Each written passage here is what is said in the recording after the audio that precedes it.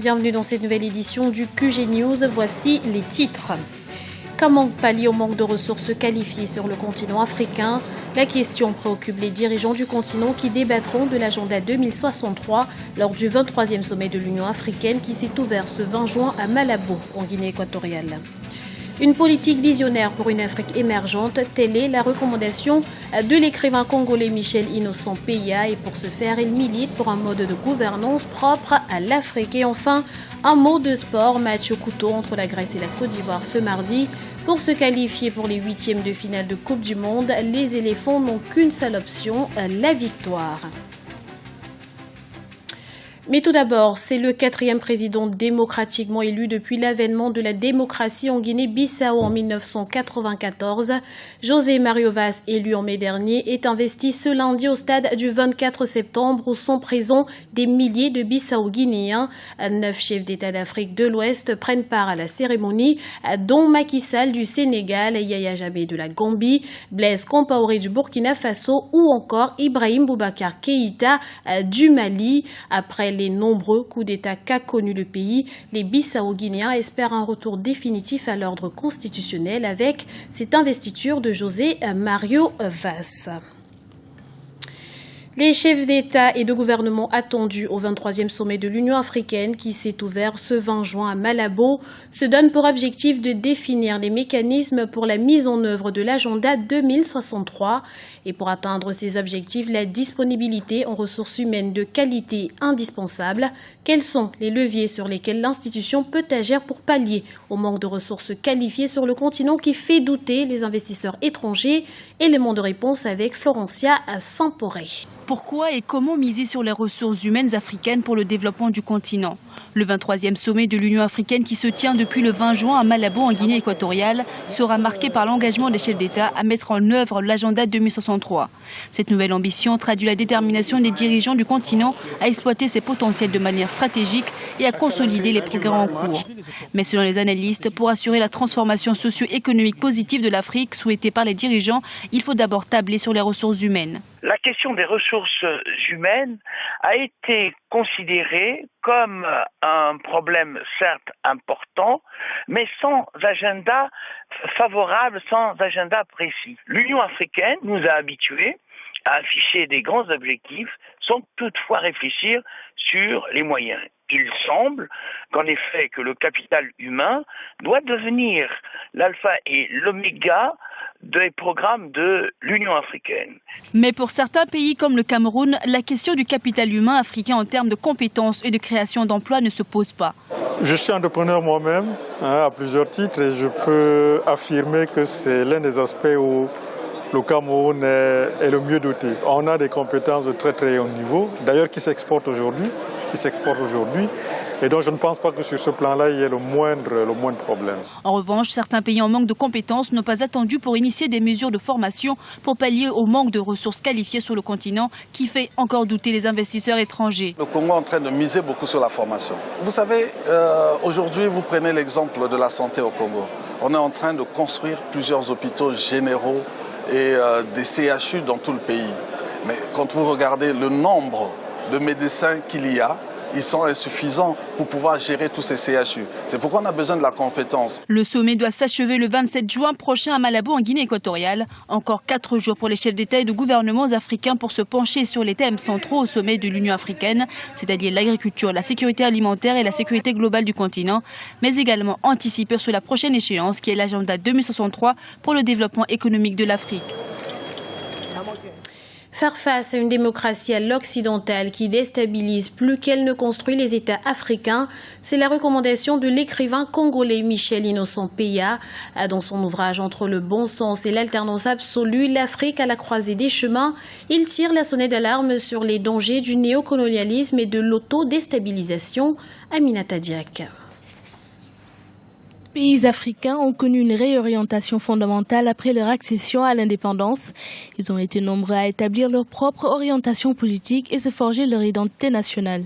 C'est au début des années 90 que l'Afrique entame une nouvelle transition qui marque le passage vers la démocratie. Aujourd'hui, l'heure du bilan pour le concept a sonné, un constat chaotique selon l'écrivain congolais Michel Innocent Peya. En ce qui concerne la démocratie africaine, Nous avons constaté que 55 ans, justement, après l'accession de pays africains aux indépendances, le bilan est chaotique, très chaotique. L'Afrique ne fait que régresser dans les guerres, dans l'instabilité totale. Il nous revient à nous, Africains, de réfléchir qui est derrière réellement cette instabilité politique. Il nous revient à nous de réfléchir.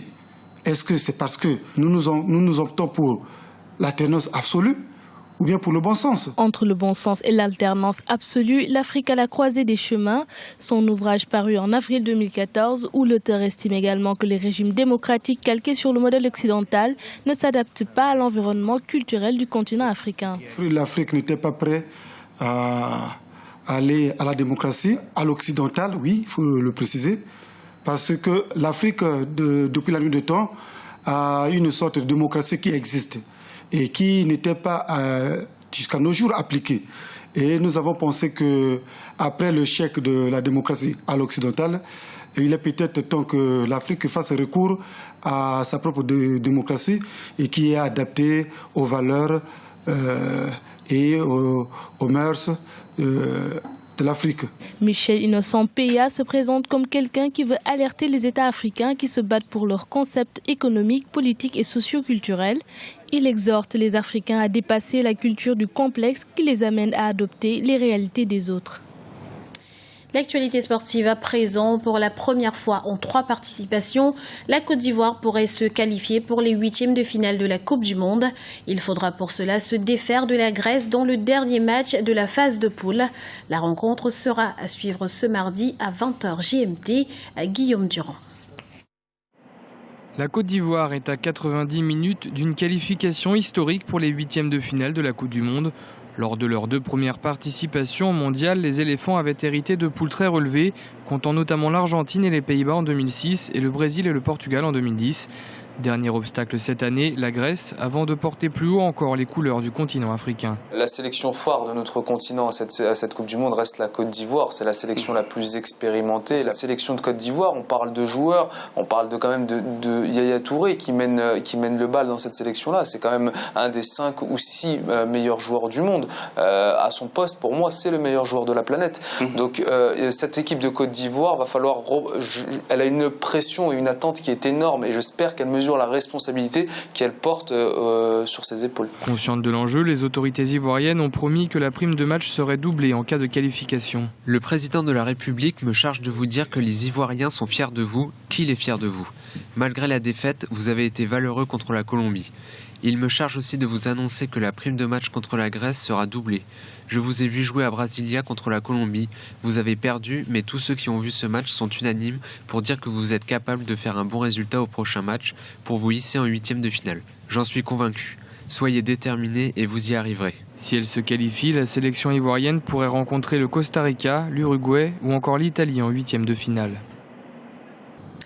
Et nous recevons sur ce plateau M. Serge Ibaka, basketteur international d'origine congolaise, évoluant en NBA au sein du Oklahoma City Thunder. Bienvenue sur Africa 24 et merci d'avoir accepté notre invitation. Alors, M. Ibaka, vous débutez votre carrière très tôt. Vous arrivez en NBA à 19 ans. Ensuite, vous avez enchaîné les succès. Médaille d'or au championnat d'Europe de 2011, médaille d'argent aux Jeux Olympiques de 2012, plusieurs fois élu meilleur contreur en NBA, élu meilleur athlète africain en 2012. Quelle est la clé de votre succès? C'est le travail. C'est le travail. La clé du succès dans le sport, c'est le travail, rien d'autre. Le travail et la concentration, c'est tout. Alors, vous êtes également très engagé dans le milieu associatif et humanitaire. Vous êtes ambassadeur de l'UNICEF. Vous êtes également à l'initiative d'un projet qui s'appelle Serge Ibaka Charity Project. De quoi s'agit-il? Bon, moi, je travaille de 2 côtés. J'ai 2 côtés que je travaille. Donc, de l'autre côté, je travaille plus côté humanitaire aussi et côté sportif. Et côté sportif, là, j'ai des projets, par exemple, là, le 27, je suis à Brazzaville pour les Baka Games avec la fondation Iker. Et à part ça, je travaille aussi avec l'UNICEF pour les orphelins, pour un peu aller... Bon, le but, c'est pour les orphelins et leur donner l'opportunité, comme tous les enfants. Et le but de Serge Ibaka, en fait, c'est pour faire rêver la jeunesse congolaise, la jeunesse africaine. Parce que tout est possible. Tout est possible, donc c'est ça. Et quels sont vos futurs projets sur le continent?